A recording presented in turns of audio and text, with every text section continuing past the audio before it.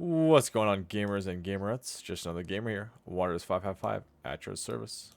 Today I'm bringing you an in-depth boss guide to the Whisperer. We'll be taking a deep dive into everything you need to know to get your first KC and consistent, clean, and perfect KCs beyond. I'm currently rank 606 at the Whisperer with 2725 KC, so I have learned a lot about this boss and how it works. We'll be taking a look at the requirements and level requirements to fight the boss, gear and inventory setups, how to get there, mechanics of the boss, and some useful tips that will make your perfect kills more consistent.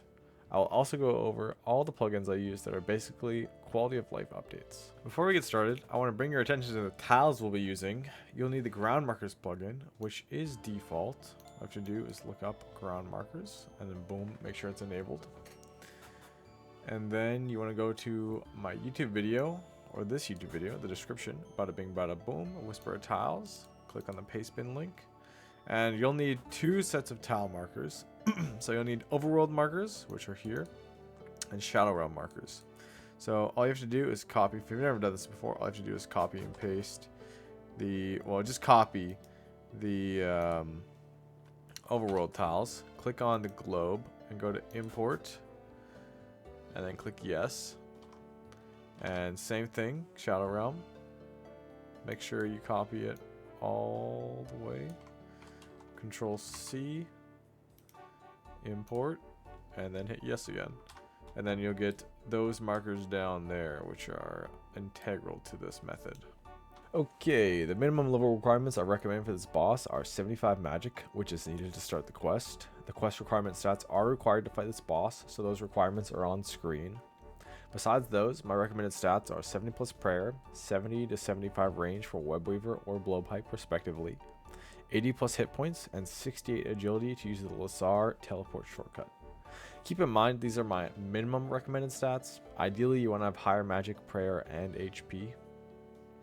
The higher level recommendations I would have would be 94 magic for Ice Barrage, 77 plus prayer for Augury, 70 to 75 range is fine, doesn't really matter as much as long as you can equip either a webweaver or a blowpipe. 90 plus hit points, and still 68 agility. If you don't have the higher recommended stats, it's okay. Anywhere in between the minimum and higher level requirements is viable at this boss.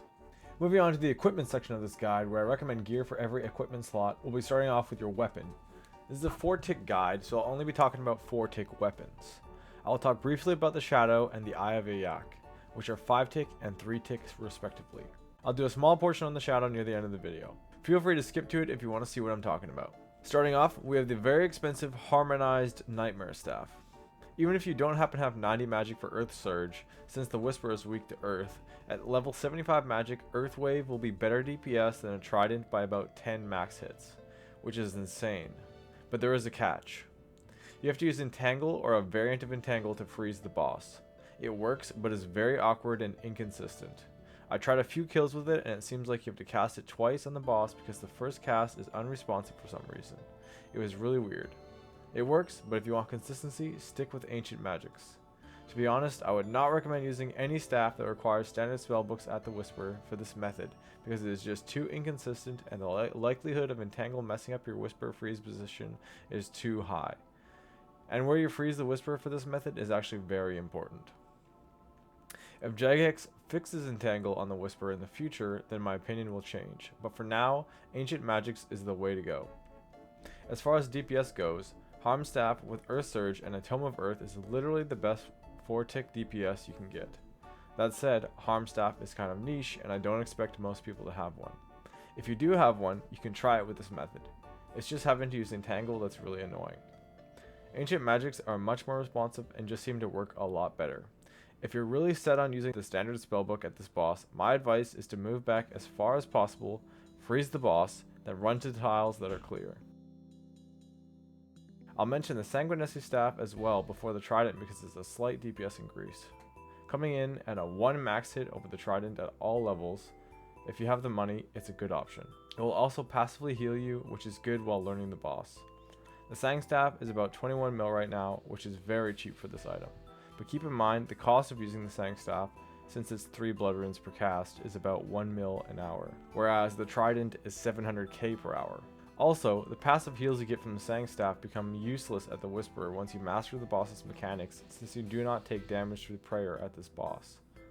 In the end, it's really up to you. There are pros and cons of taking a Sang Staff over a Trident of the Swamp, especially when learning. It can be useful. If you're on the fence and not sure what powered staff to use, I would say use the Trident. It's cheaper both to buy and to maintain. With only one max hit less, your DPS loss is extremely minimal. This way you can spend money on other upgrades like your boots or glove slot. Now, onto my personal favorite, if it wasn't already painfully obvious, the item that got me 99% of my kills, the Trident of the Swamp. It's simply a great option. The Trident is not as good at lower magic levels, but it will get the job done. At level 75 magic, with a Forgotten Brew, brewing you up to 84, your max hit is going to be around 30, or a little lower depending on your gear. Your kills will be pretty slow, so it's not really ideal to be doing this boss with such low magic level, but it can be done if you're dedicated and don't mind 5-minute plus kill times. On the bright side, long kill times will give you more time to master the mechanics of this boss, your magic level will increase, and you'll make more money for upgrades, both of which will slowly lower your kill times. It's not a horrible idea to camp this boss at 75 magic, but it's not ideal. I also want to quickly mention the enhanced version of the Trident. If you pay Leave McCracken 10 Kraken Tentacles, you can enhance the Trident, allowing it to hold up to 20,000 charges, which is extremely worth it, especially if you're planning on camping this boss. Without the enhanced Trident, you're recharging your Trident every 7 to 10 kills, roughly. With it, you can go much longer. I'm not sure the actual amount of kills you can roughly get before you have to recharge it, but it's literally 10 times better than the unenhanced version. So probably 70 to 100 kills before you have to recharge. Moving down, the downgrades of the Trident are also solid options as well, but upgrading your Trident to a Trident of the Swamp should be your first priority over other gear upgrades, as it will give you 4 max hits. The Warp Scepter is an option for Iron Men who don't have the Slayer level requirement for Cave Krakens to obtain a Trident and want to use Ancient Magics with a powered staff. The Warp Scepter is actually better DPS than the Ivan staff upgraded at level 81, but is not stronger than a Trident. Any main account that can just purchase a Trident should do so. Gear. Gear here is very straightforward and there are only a handful of options. I'll go over your options as well as the price points for each option. Starting up, we have Ancestral. It costs roughly around 310 mil and is best in slot magic gear across the board.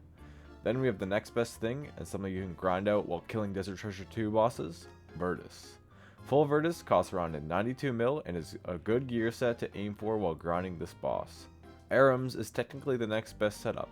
It has 1 max hit over Elite Void and is slightly better DPS on average, but it doesn't have a prayer bonus like Elite Void, which is very nice to have at the Whisperer. Blue Moon is also an option if you have it, but it is a little more expensive than Arums. It will not be a DPS increase over Arums, but it is slightly more versatile across the game as it also has melee strength bonuses. If you're specifically grinding the Whisperer and not sure which set to get, Arums is a little cheaper and just as good. I started my grind in Elite Void, but as I got better and made money and got Virtus drops, I switched to Virtus. For the average player, I'd recommend the same pathway, starting in Elite Void Mage because the death fees are low, and as a gear setup it is very comparable to Arums and better than Infinity, Dagonhai, and Mystics. If you don't have Elite Void yet, now would be a great time to grind it out. The price points for all other sets are on screen, and keep in mind prices in this game can fluctuate quite a bit, so always check before you start making purchases. There are other gear slots that we haven't talked about yet, so starting with the next slot, the best in slot is going to be the Occult Necklace. A Third Age Amulet is also an option, but costs 69 mil and is generally considered worse than the cheaper Occult, which only costs 415k. Then we have the Fury, which costs about 2.3 mil and is on par with the much cheaper Amulet of Glory, which costs about 12k. Finally, the Amulet of Magic, which is also on par with the Glory in terms of magic attack bonus, which costs a whopping 429 coins. I mean, if you're really strapped for cash or are an Iron Man without a Glory, use it, but the Glory is going to be your best option if you can't afford an Occult. If you already have a Fury and don't want to sell it for an Occult, then use it. But if I were in your shoes and planned on grinding out the Whisper for magic XP and GP, I would sell the Fury and buy an Occult because it's going to increase your DPS and lower your time to kill the boss. It even gives you a max hit over a Fury. You can't go wrong. You'll easily make 415k back from the Whisper once you get the boss down, so you can just simply buy back your Fury when you do. Your shield slot has a few options, a lot of good, cheap options as well. Best in slot is going to be the Fortified Eladinus Ward, which is very expensive and it has a high prayer and smithing requirement of 90. It costs about 117 mil. The Arcane Spirit Shield is similar, only -5 magic attack bonus under the Fortified Ward, but is in the same boat as the Fortified Ward, having a high price and a high prayer and smithing requirement. It requires 90 prayer and 85 smithing and costs 111 mil. These two options are a little unrealistic for the average player, but I thought I would mention them to keep the guide inclusive and all-encompassing. Moving on into the more realistic options, we have the non-Fortified Eladinus Ward costing 3.1 mil and the Mage's Book costing 2.2 mil, which are both solid options. The Malediction Ward was actually a good offhand for learning since it has decent defensive stats and only -3 magic attack compared to the Mage's Book. But the Mage's Book is cheaper, so if money is an issue, go with that. I used the Mage's Book for a while before switching to the Eladinus Ward, and it's a great option. Now if you're really strapped for cash, the Book of Darkness that you can get from Jossic after completing the Horror from the Deep is very cheap and costs less than 15k to both purchase and fill with pages. It offers +10 magic attack and +5 prayer. Both stats are very useful to Whisperer because she drains your prayer like how a hot girl drains your wiener. She just does. A notable offhand would be the Tome of Earth. If using the Harm Staff, a Tome of Earth is going to be best in slot for you since you'll be using Earth spells and it provides a bonus 10% damage increase to spells of that respective element. Next, we have the Cape slot. I'm going to be real with you on this one. Mage Arena 2 Cape. Get it. For the love of Saradomin, get your Mage Arena 2 Cape. It's all you need here. It ticks all the boxes, it's the best mage cape in the game, it's not difficult. Yes, you have to go into the Wildy, but it is so worth it. Please do it. Glove slot. Confliction gauntlets are the new gauntlets you can craft with a Tormented Bracelet and a Mocha Cloth. The Tormented Bracelet is very strong and often considered a pivotal upgrade, but these are even better. Boasting a +20 magic attack bonus, a +7 mage strength bonus, a +2 prayer bonus, and a passive that double rolls your accuracy check on the next attack if your previous attack missed for single-handed weapons, these gauntlets sit comfortably at the top of this list. Tormented Bracelet is a close second, losing out on the Confliction Gauntlet's passive and +5 magic attack bonus and +2 mage strength. This glove slot purchase, or acquisition for Iron Men, is still very good, offering a +10 magic attack, +2 prayer, and +5 mage strength, which is a lot. If you're choosing to go Void Mage route, then you will need to be wearing the Void Knight gloves. No exceptions. No gloves, no accuracy and mage strength bonus. If you're not going Void, then the next best thing would be Barrow's gloves with a +12 magic attack bonus, but no mage strength bonus. They cost 120k and require Recipe for Disaster, which I'm hoping that you have done, since I'm guessing you're trying to do Desert Treasure 2 right now. RFD, get it done first if it's not already. Unless you're some kind of weird account build that doesn't do RFD before DT2. Then by all means, do your thing. Infinity Gloves are +5 magic attack bonus, Lunar Gloves +4, and Mystic Gloves +3 are going to be your options if you're one of those freaks without RFD done. Infinity Gloves are 500k. Okay, we're almost done with the equipment. Up next is the feet slot. Avernic treads with Eternals in them are now best in slot, costing a whopping 236 mil, with only +1% magic strength and +3 magic attack bonus over the regular Eternals, which is nice, but it's not super necessary to have these. It's really only on this list because it is best in slot, but Eternals are most definitely good enough and only cost 5 mil. Then we have the Arania boots, which are 2.6 mil and half as strong as Eternals, roughly. Boots are kind of the least impactful item in your equipment slot, so don't stress about not having Eternals. They're good since they give +1% magic damage, but it is small. Infinity Boots are +5 magic attack and cost 370k. Bloodbark and Wizard Boots are both +4 and Mystic Boots are +3. All good enough. I'll quickly go over the ammunition slot because there's really only two options here unless you have a quiver and Gommel's Lucky Penny and a Venator bow. If you do have a Venator bow, you'll be bringing at least iron arrows. Bronze arrows do not work with Venator bow's passive. And if you're bringing a blowpipe or a web weaver or plain darts or knives, then just bring a God Blessing. I had no idea you didn't need ammo for the web weaver for a whole day until someone in my chat asked me, "Bro, why do you have a fat stack of iron arrows in your ammo slot with a web weaver? It doesn't use arrows." Oopsie. Fear not, citizen, for I have taken on your shame preemptively. Finally, we're on to the ring slot. There's only a few options here, but there are some good ones. Best in slot being the Magus ring, which you can earn from Duke Sukelis. I would recommend grinding him out for that ring before you start your Whisper grind, to be honest, because that bad boy costs 33 mil. It's a strong ring that offers the highest magic attack bonus of any ring, surpassing the Imbued Seer's ring by +3. The Magus ring also provides a magic damage bonus of 2%, which is great to see. It may give a max hit in most cases. The Ring of the Gods Imbued is also really good here, but to imbue it you need Rumdeal for the Holy Wrench. It's +8 prayer and gives you the effects of the Holy Wrench, which is very nice at this boss. If you didn't know, the Holy Wrench increases your prayer points gained per prayer pot by 1 to 2, depending on your prayer level bracket. It definitely adds up, and you can save a whole prayer pot per inventory when you start bringing more than 10 prayer pots per trip. Your other options are Imbued Seer's Ring, which is +12 magic attack and untradeable once imbued.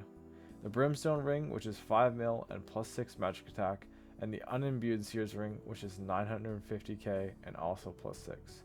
There are 2 honorable mentions, one of which is unusable, but I thought I'd mention it in case there are any of you theory crafters out there thinking about the ring, or if you thought I missed it. I didn't. It just isn't equipable while fighting the Whisperer, the Ring of Shadows. An overall decent ring, I would recommend it, but unfortunately it does not work while fighting the Whisperer. The area does not let you wear it for some reason. Lastly, if you have nothing else, this is for the Iron Men out there. You can use your beacon ring from What Lies Below. You can reclaim one from Zaf at any time and it's free, boasting a +2 magic attack bonus. It's better than nothing. Alright, let's go over what you're going to need to bring to this boss fight. Your inventory will look a little different from mine in the sense that a beginner at this boss should bring more food. If you end up being a beast and not needing it, you can go ahead and copy my inventory. If not, it should end up looking something like this. A few key things to note are the Blackstone Fragment, which is necessary to enter the Shadow Realm while fighting the boss. Without it, you cannot start the boss fight. If you ever lose your Blackstone Fragment, you can get another one by searching Ketla's Workbench, which is right here. You use the Blackstone Fragment to enter the Shadow Realm and deal with her 3 different special attacks. The Venator Bow, Webweaver, Blowpipe, or Darts or Knives are for dealing with its Ghost special attack, which I will go over in the mechanics section of this guide. The Saturated Heart, Imbued Heart, or Forgotten Brew are insanely good at helping you get quicker kills. Any of these items or their substitutes will also, on average, get you through Enrage faster, which is the hardest part of this fight. A spec weapon like the Accursed Scepter is really good here. It will increase your accuracy by about 5%, even if you only hit a 1 with it. It will still drain the boss's defense by 15%. Specking twice will not drain more of its defense, so you'll only need to spec once at the beginning of the fight and once at the beginning of Enrage phase, since her defensive stats refresh when she enters the Enrage phase. You'll need a way to get here and a way to tele out. The Ring of Shadows is used after you get the Sirenic Tablet, which is a 1 in 25 drop from the boss. I got mine pretty early, around 16 KC or so. It's quite common, but it's possible to go a little dry. Each Desert Treasure 2 boss has a respective tablet for its tele, and each is 1 in 25. The driest I ever went was 29 KC at the Leviathan. It's really not bad, and you should hopefully get it within your first couple of days fighting the boss. Until you get your Ring of Shadows teleport tablet, you'll be using the Lasar teleport or the Mind Altar teleport by either bringing Law Runes or Teletaps for it. But we'll go over that in the How to Get There section. Bring as much food as you think is necessary. On average, I use about 1 to 1.5 full prayer pots per kill, so if you want 2 to 3 kill trips, bring 4 to 5 prayer pots and the rest food. Starting out, I would recommend bringing much more food compared to prayer pots until you get the praying down. Finally, you'll need runes for Ice Barrage or the highest ice spell you can cast. Ideally, you want to use at least Ice Blitz at 82 magic, but Ice Burst does in fact function if you don't have 82 yet. The higher level spell, the higher damage it deals. Alright, gonna show you guys a quick route on how to get there. Basically, all you have to do, press your Lasar teleport with level 72 magic. Bada bing, bada boom. You're on the Ice Mountain. Then you run down here. This agility shortcut takes 68 agility to traverse. I was gonna say Traverse, just like French or something. And then if you take the Mind Alter Teleport tab, you're gonna end up like right here. So just run up here and go through the ruin entrance. I think it's a little bit quicker if you take Lassar Teleport. I think it's more convenient. And basically once you're in here, you just gotta go straight and then run to the left. And once you're here, you want to climb down this. Well, you need to set up a rope for the first time. You need a long rope for the quest. And once you get it set up, you can just climb down the rope using the rock. You make it down here. And then once you're in the throne room, you take the teleporter to the cathedral. And here, the boss is just right here. If you want to check your boss stats, all the stats are here, which is really nice and cool. And then all you have to do to get into the boss is run through these arches. And then to start the boss fight, you just start with the auto figure, and then you begin the fight. Pretty straightforward. Mechanics of the boss fight are actually pretty straightforward. It can seem overwhelming at first, but as you settle into the fight, you'll see how simple it actually is. As the fight starts out, you push back a few tiles. This is normal, as it's actually so you don't get meleeed when the fight starts. If you walk too close to the Whisper, she will melee you 2 times and can hit up to 42 per hit. You cannot pray against it fully. I tried. It does reduce the damage if you pray against it. Just ideally, do not walk too close to the Whisper. When she freezes you, if you misclick your freeze or make a mistake with your clicks or interfaces when she is walking towards you, that is probably when you're going to tank a melee hit.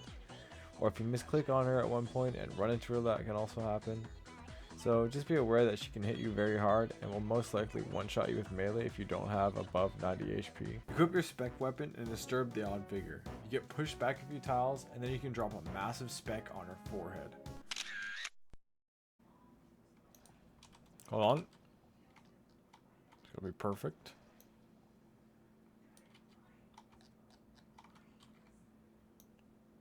Boom. Right on her forehead. After you spec, switch to your four-tick weapon, then simply step back 1 tile onto our safety tiles and start attacking her. If you're using the Eye of Ayak, you don't need to change weapons, just step back and start pumping her with attacks. Be prepared to pray against either ranged or mage. Each attack has its own sound cue. Range sounds like this, and mage sounds like this. The Whisperer has different attack sequences at different HP values. We'll call them HP thresholds. This might seem a little scary, but it's very obvious when she begins a new attack cycle. Whenever she teleports either to the center of the room or to the back of the room, that is the indicator that she is starting a special attack. Each time you see a special attack, that means you have hit the next HP threshold to trigger a special attack. So after the special attack, either her attack pattern will change slightly, or the way her tentacles pop out of the ground will change slightly. There are 5 different HP thresholds that you will notice as you fight this boss. The first HP threshold when you start the fight has her attacking you with 1 attack style 3 times in quick succession, either mage or range. This is 1 attack, and then tentacles that attack you in an X pattern after that attack. The second HP threshold has her attacking you with 1 attack style 2 times, and the third strike being whatever the first 2 attack style wasn't. The tentacles do not change. The third HP threshold has no change in her missile attacks over the previous change, but now the tentacles can also pop out of the ground and attack you in a plus pattern. For us, using this method, it makes no difference whether or not the tentacles are attacking you in an X pattern or a plus pattern. Then we have the 4th HP threshold, which has her attacking you with 1 attack style, switching to the other, and then back to her first attack style. So either mage, range, mage, or range, mage, range. Getting the prayer switches and dodging the tentacles takes a little bit of practice in this threshold, but it's not too difficult after you get a few tries in and wrap your head around what's going on. Finally, the 5th HP threshold, which is actually Enrage phase. This is where you switch to your Curse Scepter if you have one, and spec the boss for a second time when she comes back to life. It takes a little bit of practice to get the switching and specking down, but once you got it, you'll be a better gamer, so keep that in mind. So, in Enrage phase, things are changed up a bit. The Whisperer drags you into the Shadow Realm, so you're now in the Shadow Realm for the remainder of the fight. This means your Sanity and Prayer are now being drained constantly. Sanity isn't usually a problem unless you tank a Tentacle. Tanking 1 is okay, but after that keep an eye on your sanity, especially if Enrage feels like it's going on forever. If you tank 2, unless you're killing it within the next couple hits, I would telly. Tanking 2 tentacles in Enrage phase is pretty much GG. Remember that hot girl analogy? Yeah, this is what I was talking about. Always draining you and shit. She now attacks you 2 times with one attack style, then switches to the next attack style. She starts each Enrage phase with range. So range, range, switch, mage, mage, switch, back to range, range. Each time she switches, you will hear this noise. Whisperer has a lot of sound cues to help you, so I'd recommend playing with sounds on. That way, you don't have to look up at her projectiles all the time, you can just listen to hear what attack style to pray while you're watching your feet and clicking your L movement tiles. Her tentacles now spawn every other tick, which means you have to move every other tick. This means you have time for 1 action in between her tentacle attacks. If you are fast, maybe 2 actions, like drinking a prayer dose and changing your prayer in the same tick. But generally, just think that you have time for 1 action in between dodging her tentacles. Her first 2 attacks will always be range, so start praying range whenever you down her and Enrage starts. You basically start on one of the 4 tiles marked, attack on the tile you stand on, move to the next tile, dodging the tentacle, change your prayer, move to the next tile, dodging the tentacle again, attack, and move to the next tile, change your prayer, and just rinse and repeat until she's dead. You basically spend 1 tick per tile before moving. What is a game tick? A game tick in Old School Runescape is essentially a measurement of the clock that the entire game is running on. Just like how a second is a measurement of time, a game tick is a measurement of the game engine time. A tick is equivalent to 0.6 seconds. So any actions you complete inside that 0.6 second game tick will happen at the beginning of the next 0.2 game tick. An easy example of this can be seen when gear switching. Put a 4-piece mage switch in your inventory and click on as many pieces of gear as fast as you can. You'll see all the armor clicked on in the same tick put on all at once in the next tick, and any other piece put on with a delay in the tick after that. When starting out, I'd recommend paying attention to the immediate incoming projectile, since when I started out I noticed I would pray too early sometimes, or too late. Because you can see and hear that she switched and is on the next attack style, but there will be a projectile flying at you about to hit you from the previous attack style when she changes styles. So you do have to watch her attacks and make sure you aren't praying too early or too late. It takes a little bit of practice to get the clicks down, especially if you are newer to playing click intensive, fast games with your mouse and keyboard. Over time, as you practice, you will get more efficient with your clicks and more accurate with your clicks. Do not be discouraged when it feels like you've tried many times and followed many guides and still can't get a kill. This is normal. This boss is quite difficult when you start out, and it took me 3 days to start getting consistent kills. And I'm talking 3 6-hour days. I was bad and would get stressed. I thought I could never do this boss, but I kept trying, and with this method, Enrage phase started making sense. Eventually it clicked and I got the timing down. Slowly I stopped dying. I would go days without dying. I would die occasionally because I would make bad decisions or a bad misclick, but it became very rare.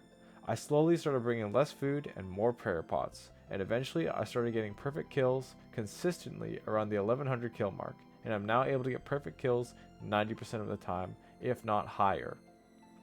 You can do it. It's just like anything these days. It just takes practice.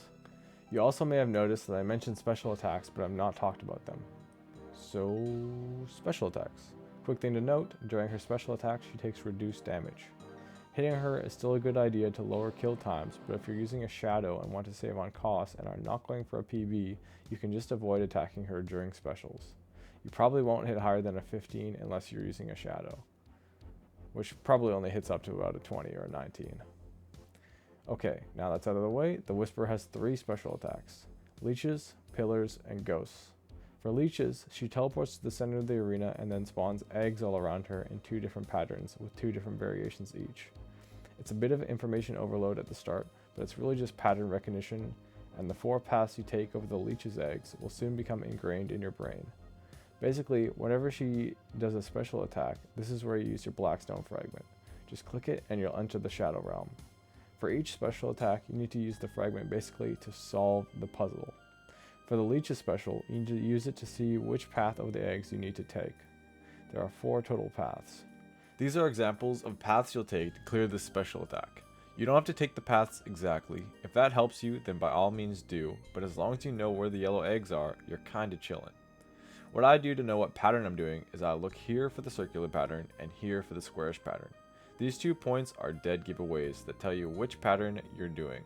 And if you know the whole pattern, you only need to know which one you're doing, and the rest is just mirrored. To explain a little further, the only change between these 2 patterns on the circular one is this 1 egg on all 4 corners. And for the square one, I just think this square is full, so the other sides will be less. And the opposite for the other variation of the square is this area is half, so this side will be full. Quick note, stepping on an egg that is not shown to be yellow in the Shadow Realm will deal 15 to 25 damage. Basically, a false step will hurt you. If you fail to clear all the eggs in time, each egg that you miss will deal about 15 damage and drain 15% sanity, up to 75 damage and 75% sanity loss. If you miss 1 egg, it's not that big of a deal. Sanity will be discussed in the sanity section of this guide. If you are wondering how to jump over some of these gray seeds during a Leeches special so you don't take damage or lose sanity, there is a mechanic in this game called tile skipping. When running, your character will skip the middle of the 3 tiles you click to. It can be seen in a straight line, in an L shape, which actually skips 2 tiles, and a diagonal. This is how the L tile method that we're using works. I like to stand here while the eggs come up because that way no eggs will spawn on you and you'll be in an optimal position to start stepping on eggs. You can mark the tile if you want, but I usually just eyeball it. After you step on all the yellow eggs, the special will end and you should move to the back tile of your 4 tile section of choice. Then you want to get ready to freeze her after she freezes you. She throws a little blue coin thing at you and then starts moving towards you. If you do it too early, it won't freeze her and she will run you down. Do it too late and she'll be within melee distance from the front tile. Or you just straight up get meleeed and have to abandon those tiles. Which happens, so just be aware that you can avoid it. I'll go more in depth about freezing her in the tips section. You need to freeze the Whisperer after each special attack, but after the first special attack she has an "Are you sleeping?" check that is basically a 50-50. Sometimes she will not freeze you and just begin her next attack cycle. This is only after the first special attack. It can also happen if you do too much damage to her, but unless you're using a Tumeken's Shadow, it's pretty rare. You'll mainly see it if you're using a Venerable on the Ghost special and you hit all of the ghosts. Plus you had good DPS going into the ghost phase, i.e. you did more than 25 damage in the small window you have before she throws the ghost out, where she can still take full damage. You should try to avoid putting her below 100 HP if you haven't yet frozen her on the final phase before Enrage. I'll talk more about this in the tips section. You may think that that was a perfect segue for me to start talking about the ghost special, but actually I'm going to talk about pillars now. For the pillar special, the Whisperer will teleport to the south side of the arena. It's best to follow her right away when she teleports, and you can usually do this automatically. If you are attacking her when she teleports, your character will follow her to the south side. Just click the floor a little bit past midway to stop yourself when the pillars pop up. Always run to the center of the pillars so you have the most options when choosing pillars. Click your Blackstone Fragment and enter the Shadow Realm. This special is very straightforward and easy to solve. It can take some practice to notice the correct pillars, but with time you'll find it is not difficult. So click your fragment and scan either right to left or left to right. Look for the full HP pillar and look for the lowest HP pillar. If you have the time, you can also look for the medium HP pillar. You have 5 seconds from the moment you are able to activate the Blackstone Fragment until you are no longer able to deactivate it. If you do not deactivate it in time, you will stay in the Shadow Realm and slowly lose prayer points, and it will also drain your sanity. Once you figure out where the lowest HP pillar is, run behind it. There's a 2x2 box that is safe behind it. Then the Whisperer will screech, attacking the pillar you are standing behind, one-shotting it no matter how much HP it has. Once she screeches and the waves hit the pillar, you can move to the next one. Run to the medium HP pillar, let the screech hit, then the full HP pillar. Super simple. Once you get more comfortable, you can pop out and hit the Whisperer between screeches. If you find the highest and lowest HP pillars, you can use process of elimination to find the medium HP pillar, because after the first screech, all the low HP pillars will be gone, just leaving the mediums and the singular full HP pillar. Sometimes there's only one medium pillar, but you'll find that out quickly. So if you know where the full HP one is, then the other ones will be safe. It's pretty intuitive. You want to use the lowest HP pillar because if you use a medium pillar and there aren't 2 or more of them, then you'll have to tank a hit from the Whisperer because there will be no pillars left. Sometimes you may find it easier to use a medium HP pillar first because of how much time you have left till the screech. As long as you verify and know that there is another usable medium HP pillar after the one you're about to use breaks, then it is safe to do so. The final special ability is the Ghost Special. The Whisperer will teleport to the center of the arena and shoot ghosts out all around her. There are 4 different kinds of ghosts: Moors, Vita, Sanitas, and Oratio. I'll put what each ghost does and how many of them there are on screen. All you really need to know is if you're using a web weaver or a blowpipe, you should be killing the 2 Vita ghosts so you don't take damage. Once the ghosts are spawned, click your Blackstone fragment to enter the Shadow Realm. You have 10 seconds once the ghosts are out to kill all of one set. Basically, if you fail to kill at least one full set of ghosts, she will hurt you for 50 damage and heal herself for 100.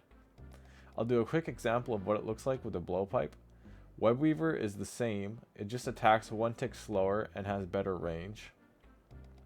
I would say Webweaver is better if you have one, but overall Blowpipe is more versatile across the game, so if you're deciding on which one to get, then it depends on what you want to do. If you want to do the Leviathan later, Webweaver is really good there.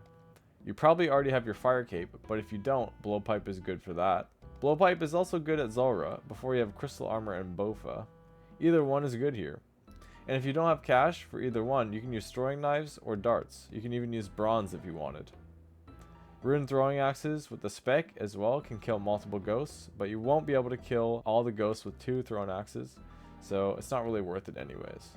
Up to you, any fast range weapon works. Here's an example with the Venator bow. You don't have to be tick perfect, but you have about 2 extra ticks of wiggle room if you make a mistake. 2 ticks equals 1.2 seconds, so it is tight, but you have enough time. Always equip your ranged weapon before clicking the Blackstone fragment as it saves the tick.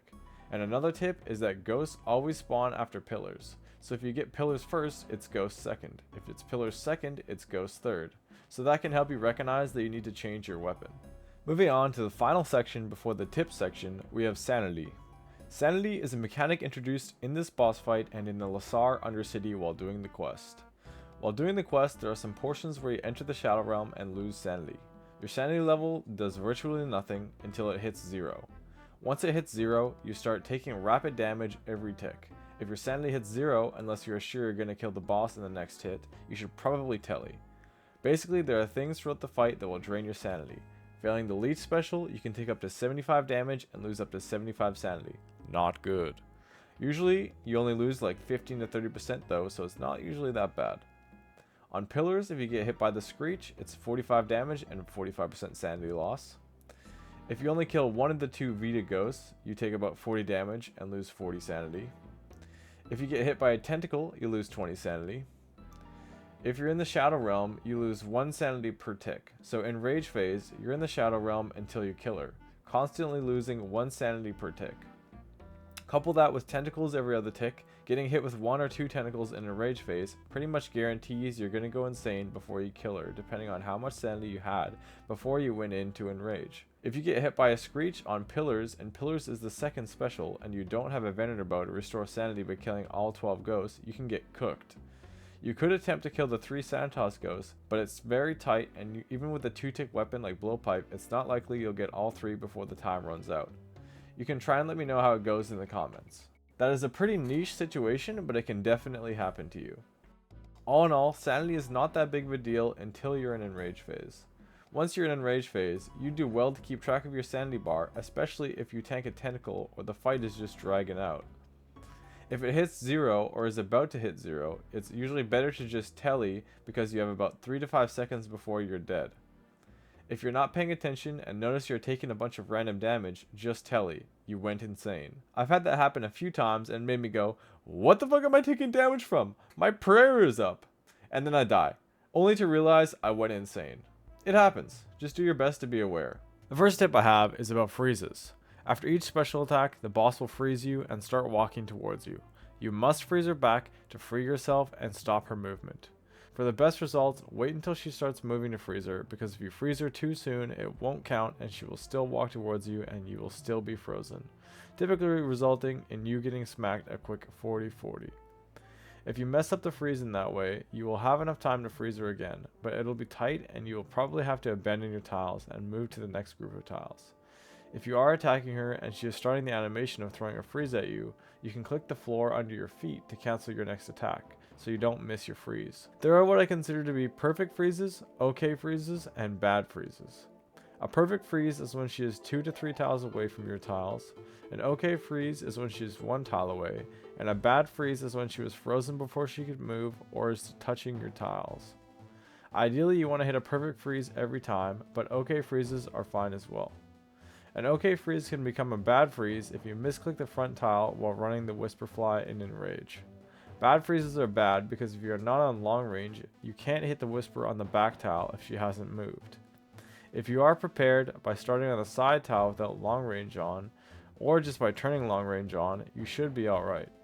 I wasn't on long range for maybe 2,000 or so of my kill count, basically until I hit 99 magic. And you can just find ways to make it work. Basically, if you freeze a little too early and aren't on long range, then you will get pulled off the back tile, which will screw you up in Enrage. If you get a bad freeze and aren't going into Enrage, you can just camp the front 2 tiles and go back and forth between them, or the back 2 tiles and back and forth between those. Another tip is that when using a 4-tick weapon, for the Leech special, every 3 eggs you run over, you can attack the boss again. To be consistent with your timing on attacking during the egg special, you're going to want to have your true tile highlighted using the Tile Indicators plugin. I will go over all the plugins in the plugin section, so don't worry about getting the plugin just yet. You want to click to the egg, then as soon as your character's true tile is over the egg, before your character's animation is over the egg, you want to attack. Basically, your character will attack the boss while sliding onto the egg tile with the animation, catching up to your true tile. If you didn't know, your true tile is where your character actually is, and your character's animations lag behind slightly. So you can use the true tile in this sense and take advantage of the running animation, attacking mid-animation, then moving to the next tile without much of a pause. It looks really cool if you get it down perfectly and is fun to mess around with. I think the Leech special is the most fun special attack in the game so far because of this. You just slide around like a beast. Another tip is when the Whisper goes below 100 HP, no matter where it is, it will start attacking you again. This applies a lot more once you get your Venator bow and start clearing all 12 ghosts. But if you go past 100 HP and haven't frozen her yet, and you're not on long range attack style, you'll have to do Enrage without the back tile in your 4 tile section, which can be brutal if you haven't prepared for it. The simple solution for this is start on the left or right tile, attack from there, then move up or down and start the cycle normally. You can move clockwise or counterclockwise, whatever feels more comfortable to you. Basically, you'll learn that your attack tiles don't change and your prayer tiles don't change. So whatever tile you start on, the opposite one will be your next attack tile. If you're not prepared to have it go past 100 HP and you are not on long range, you can either quickly switch to long range, which I never did, or miss an attack cycle and only attack once per 4 tiles, which I have done and squeezed out some kills doing so. Having her drop below 100 HP without freezing her is a very interesting problem and definitely led to some funny stream moments. If it happens, but these tips are just how you deal with it if it does happen. I want to quickly touch on the Shadow and the Eye of Ayak. The Shadow can exercise this method during Enrage phase, but since it's a 5-tick weapon, you have to attack on the 3rd tile and sometimes on the 2nd tile in a cycle. It's kind of awkward and you have to be a lot more focused on your attack timings and prayer switching, but it is doable. I borrowed my friend's Shadow and gave it a try. It took some practice, but I did finally get a clean clip showcasing that it is possible to 5-tick with this method. It is pretty awkward and not as nice as a 4-tick weapon. The amount of damage you do makes the Enrage phase go by very quickly. The Eye of Ayak was not in game when I did my Whisperer grind and I haven't purchased it yet. It would technically work, but it would be worse than a Trident with this 4-tick method during Enrage phase because you only really get to attack on a 4-tick cycle. I'm sure you could probably make it work and have it to be better DPS than a Trident if you practiced with it enough, but it would be just as awkward and clunky as the Shadow if you were actually trying to use the weapon on a 3-tick cycle during Enrage phase. This method works perfectly on a 4-tick cycle, and anything that is not that gets kind of weird and ruins the perfect balance a 4-tick weapon cycle has at this boss during Enrage phase. Additionally, when you're speccing with the Eye of Ayak, it is actually a 5-tick spec, so your next attack tile will not be the opposite tile in the cycle. You'll have to wait 2 tiles rather than just waiting 1 tile and attacking on the opposite tile with the Eye of Ayak if you're speccing with it. Useful plugins I use are Attack Timer Metronome to get the tick counter above your head of when you can attack next, Better NPC Highlight to highlight the Whisper's true tile and the Tentacles, If you're playing on 117 HD, the Tentacles can be hard to see, so highlighting their true tile makes it much easier. The Whisper's ID and the Tentacles ID will be in the description. To use the ID, you just want to go to the Better NPC Highlight plugin, open up the True Tile drop-down window, and type in the IDs. You separate the IDs with a comma and a space. The next plugin is Tile Indicators to highlight your true tile. Honestly, I would highlight all three options, and I do. I appreciate all of them. Ground markers for the tiles we use. Make sure to apply both the Overworld and Shadow Realm tiles. Bossing info to see your current session of boss kills and GP you made. You don't really need it, I just think it's nice. Be warned though, it can make you depressed. DT2 boss utilities, which for the Whisper just basically shows you whether or not you have a perfect kill on your hands or not. You can also highlight the boss using the DT2 boss utilities plugin, so if the IDs aren't working for you on the Better NPC highlight, you can just use that. Bank tag layouts is also very useful, and I'll briefly show you how to use it. Basically, you can organize a bank tag to have everything you need in it and have it in the right place in your inventory to quickly bank and gear up. The faster you are at banking, the more kills per hour you're going to get. Quick note, if you press the white arrows to load up your bank tag and it doesn't transfer your inventory one-to-one, and then you have to right click, duplicate, usually your food or prayer pots, and set it up manually. When loading up your inventory from the tag, you want to go first item, down one, then up and over one, then down, and repeat. You load your inventory in rows of 2 for speed and efficiency. The last one you may be interested in is the supplies used tracker. That tracks your runes, your food, your potions, and your powered staff charges and their costs. Pretty handy. Boom. What's up, guys? I know this is a very long video, so if you watched it all the way through, thank you very much. I appreciate it a lot. I hope you guys found this video informative and helpful. I tried to squeeze in every little thing I learned over my 2.5 month pet grind. If you learned something in your own gameplay that I didn't put in the video and you think it would be useful to know for others grinding the Whisper, leave it in the comments below, and if I agree, I'll like or pin your comment. Thanks guys, catch you in the next one. Peace.